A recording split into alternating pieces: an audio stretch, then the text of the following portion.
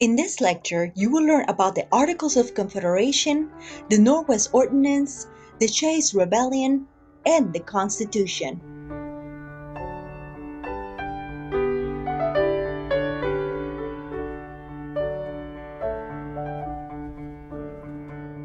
Most people do not realize how long it took to ratify the Constitution.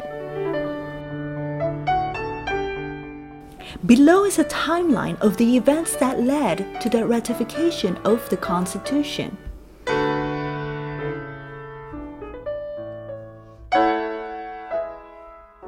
After declaring independence, the Continental Congress turned its attention to creating a written document specifying what powers the Congress had and by what authority it existed. By late 1777, Congressmen reached an agreement on the Articles of Confederation.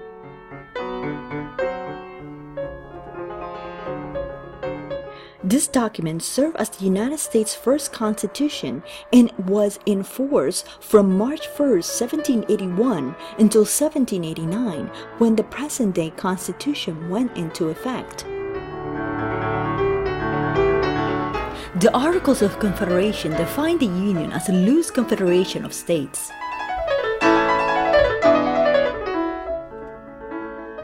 It had no executive and limited powers, existing mainly to foster a common defense.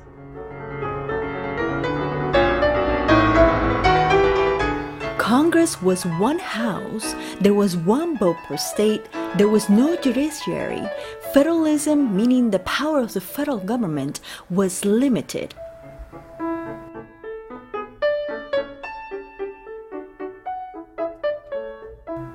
Each state maintained its full sovereignty. The powers of Congress were to conduct diplomacy and wage war, but could not levy taxes or raise an army.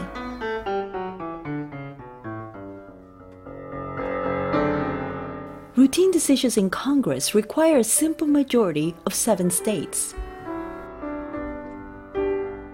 To approve or amend the Articles, it required the unanimous consent of both the 13 state delegations and the 13 state legislators.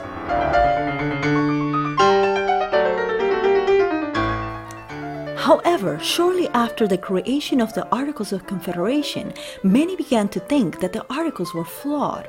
One of the biggest concerns with the Articles was the inability to tax the states at the federal level. Taxation was a necessity. Hefty and immediate war costs were financed mostly by Congress-issued bonds, held in part by French and Dutch bankers, but also by large numbers of wealthy Americans. The Articles specified that state contributions were to be assessed in proportion to the property value of the state's land, so that large and populous states pay more than small and sparsely populated states. However, no mechanism compels states to pay. Moreover, Congress was powerless in establishing trade regulations. Trade may not seem like a big deal, but it was important. For example, when the British closed its ports to American trade, America could not close its ports to British ships because the Articles of Confederation denied Congress the authority to regulate commerce. Moreover, the Articles of Confederation involved the absence of any plan for the lands to the west of the 13 original states. To address the difficulties of an inefficient Congress, executive departments of War, Finance, and Foreign Affairs were created to handle purely administrative functions.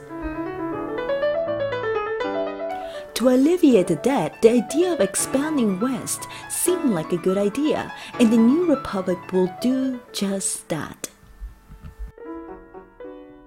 Native Americans had not participated in the Treaty of Paris of 1783, so Congress summoned the Iroquois to a meeting at Fort Stanwix, New York in October 1784 to negotiate a formal treaty to end hostilities and secure U.S. rights to Western lands. 600 Native Americans attended the meeting in October with U.S. commissioners. Americans' demands included return of prisoners of war, recognition of the Confederation's rights to negotiate rather than individual states, and secession of a strip of Indian land from Fort Niagara due south, which established the United States held territory adjacent to the border with Canada. Initially, the Native Americans did not agree to the treaty, but they ultimately signed it. Months later, the Iroquois and other Indians not at the meeting tried to disavow the Treaty of Fort Stanwix as a document signed under coercion, but the U.S. Confederation government ignored the complaints and began to survey and develop Western territories. New York leaders understood that the Confederation government's strained finances and stretched leadership limited its power to implement the treaty terms, so they quietly began surveying and selling the land that belonged to the federal government. People saw this as another sign that the Confederation government was insecure and that ambitious states had the potential to undermine it. Nevertheless, the Continental Congress appointed Thomas Jefferson to draft a policy for handling the new land as national domain. Jefferson proposed dividing the Northwest Territory into 9 new states, with land given rather than sold to settlers, thereby encouraging rapid and democratic settlement. Although Congress adopted parts of Jefferson's plan in the Ordinance of 1784, it rejected land giveaways. A year later, Congress refined and revised the Land Act to set up procedures for surveying, mapping, and selling the land.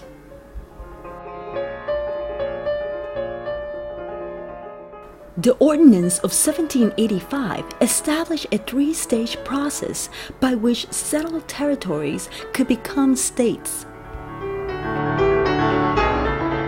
It also banned slavery in the Northwest Territory. The prohibition of slavery in the Northwest Territory perpetuated the dynamic of gradual emancipation in the North. North and South sectionalism based on slavery was slowly taking shape. The Northwest Ordinance of 1787 ensured that the new United States will not itself become a colonial power with respect to white citizens, and it allowed for the successful and orderly expansion of the United States across the continent in the century to come.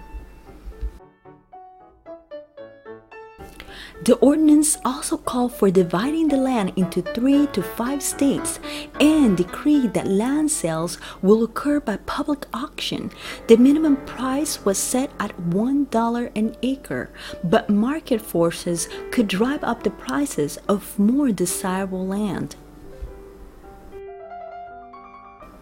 These restrictions meant that the land's first owners would be prosperous speculators, many of whom would hold the land for resale rather than inhabiting it, thereby avoiding direct contact with the Indians who claimed the land as their own. Finally, the ordinance acknowledged the presence of Indians in the Northwest Territory and promised to deal with them in good faith, but that promise was not generally honored in the decades to come. At the same time, the new nation was expanding westward and obtaining revenue from the sale of native land. We will see an event that will further question the strength of the Articles of Confederation. As mentioned earlier, in the 1780s, the Confederation looked to the states to contribute tax revenue voluntarily. However, struggling with their own war debts, most states' legislators were reluctant to tax their constituents too heavily. Massachusetts, however, wanted to retire its state debt by raising taxes, insisting that they be paid in hard money. Farmers in Massachusetts petitioned against the oppressive taxation, and when they were ignored, called for revisions to the state constitution to promote democracy, eliminate the elite upper house, and move the capital farther west in the state.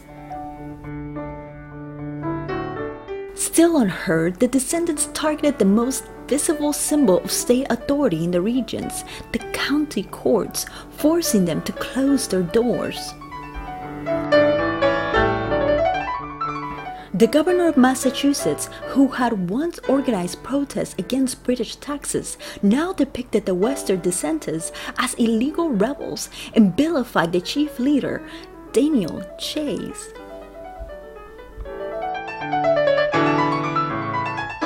Members of the Continental Congress grew worried that the situation in Massachusetts was spinning out of control, so they attempted to bolster the federal army with new recruits. Governor Bowdoin raised a private army of some 3,000 soldiers, paying them with bounties provided by wealthy and fearful Boston merchants. In the end, the rebellion had no chance of success, and in January of 1787, more than 1,000 Chaseites were arrested. Daniel Chase and other leaders were indicted for treason, and several were sentenced to death, but eventually Chase and most of his followers received pardons. The Chase Rebellion created an intense national debate. While some Americans like Thomas Jefferson thought a little rebellion now and then helped keep the country free, others feared the nation was sliding towards anarchy and complained that the states could not maintain control. For others like James Madison of Virginia, the Chase Rebellion was a prime example of why the country needed a strong central government. Liberty, Madison warned, may be endangered by the abuses of liberty as well as the abuses of power. As a consequence of the Chase Rebellion, Virginians led by James Madison convinced Congress to allow a meeting of delegates in Maryland in September of 1786. Delegates from only 5 states showed up, and they planned a second meeting for Philadelphia in May of 1787. Congress reluctantly endorsed the Philadelphia meeting and tried to limit its scope to revising the Articles of Confederation. The 55 men who assembled in Philadelphia were generally wealthy white men, primarily lawyers who had served in the Confederation Congress and knew its strengths and weaknesses. The convention worked in secrecy so the men could freely explore alternatives without fear that their honest opinions would come back to haunt them. The Virginia delegation first laid out a 15-point plan, the Virginia Plan. The plan was a total repudiation of the principle of a confederation of states, nearly eliminated the voices of smaller states by linking representation to population.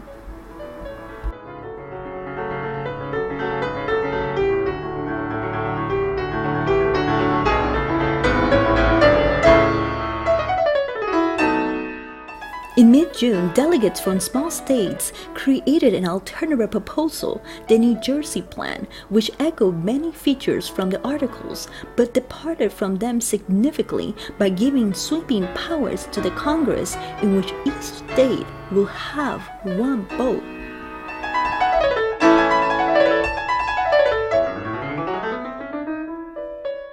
For 2 weeks, delegates debated the two plans, focusing on the key issue of representation until they agreed to the Great Compromise, which produced the U.S. Constitution.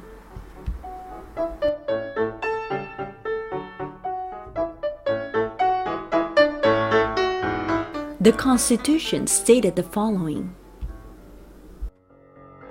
there will be an executive, a president, chosen by electoral college. There will be 2 houses, Congress and the Senate. There will be a judiciary, the Supreme Court. There will be a strong federal government. The Constitution will be the supreme law of the land. However, the Supreme Court will adjudicate disputes between states. Congress will have numerous powers, such as levy taxes, declare war, raise an army, regulate commerce, and make all laws which shall be necessary and proper for carrying out those powers.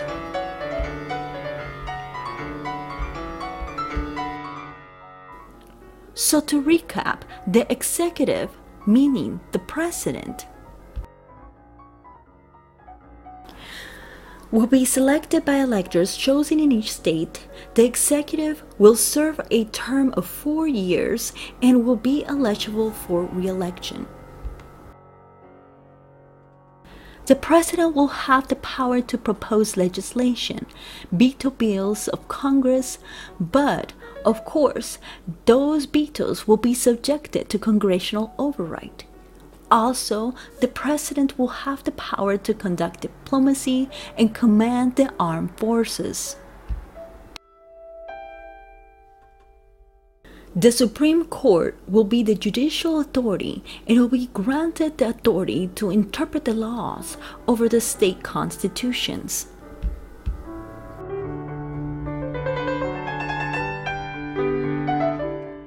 After developing this basic framework, perhaps one of the most contested issues that emerged while drafting the Constitution was the issue of representation and slavery.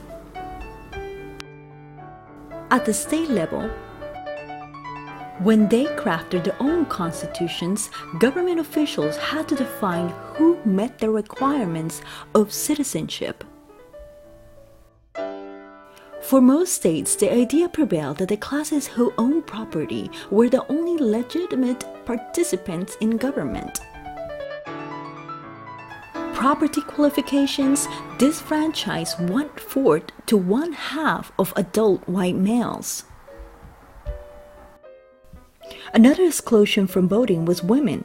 So powerful was the unspoken assumption that only men could vote that only 3 states even bothered to specify that voters had to be male. Moreover, by the time the federal constitution was being drafted, there had been some states beginning to establish full or gradual emancipation of slaves in the North. Thus, legislators had to decide whether slaves could enter civil society. Rhode Island and Connecticut adopted gradual emancipation laws in 1784, New York did so in 1799, and New Jersey followed suit in 1804.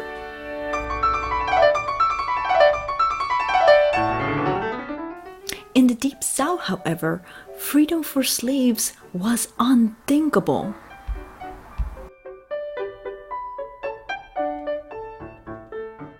Now, according to the new Republican government, the government was supposed to protect people's liberties and property, yet slaves were both people and property. The issue of slaves as property or persons became even more contested when Roger Sherman came up with the idea that each state will have an equal number of senators, satisfying the small states, and that the number of representatives will be based on either population or wealth, satisfying the large states. So if slaves were classified as people, slave states will have greater representation, but if they're classified as property, they will have to pay more taxes.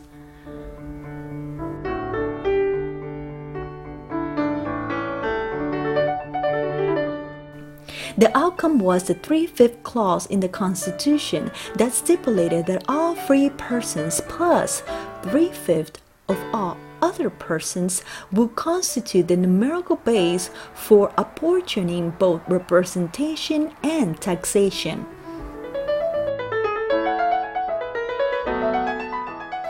The clause tactically acknowledged the existence of slavery in the United States.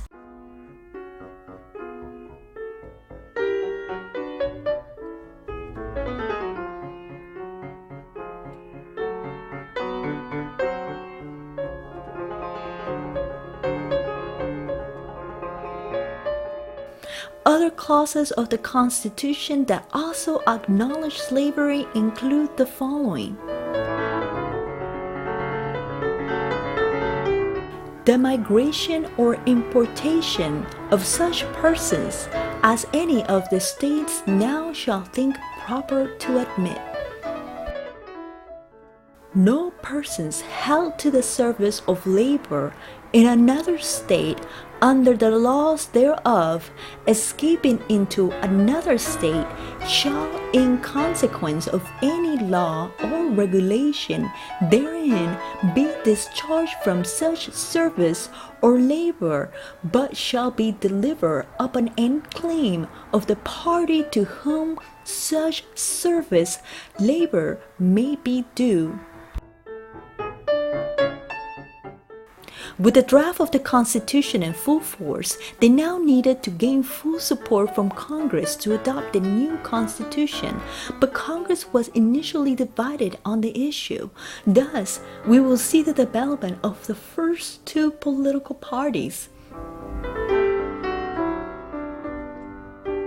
The Federalists were for the Constitution. They were suspicious of government. However, most agreed with Thomas Paine's argument that government, even in its best state, is but a necessary evil.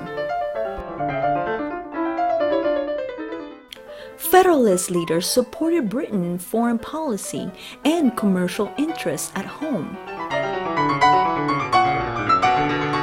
Prominent Federalists include George Washington, Alexander Hamilton, and John Adams. They wanted a stronger national government. They also wanted to pay the war debt. They wanted to pay soldiers, and they wanted to improve commerce.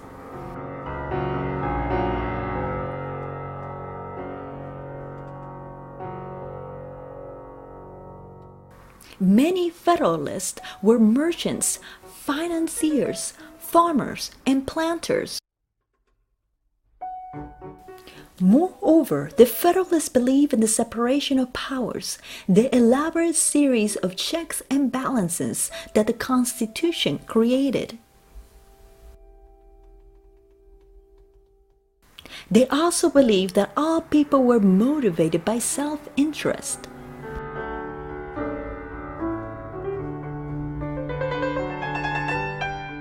The Anti-Federalists were opponents of the ratification of the Constitution.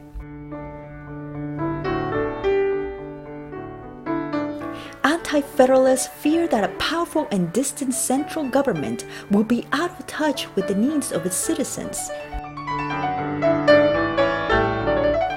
They also complained that the Constitution failed to guarantee individual liberties in a Bill of Rights. They were more rural and less involved in the market. They came from the western backwoods regions and were more likely to be veterans of the militia than the Continental Army. They warned of the dangers of liberty, of corruption, tyranny, and enslavement, although now they spoke against the Federalists, not the British. They believed passionately in the local community where all people had the same interests and values. At the same time, they were committed to individual rights and supported a national Bill of Rights.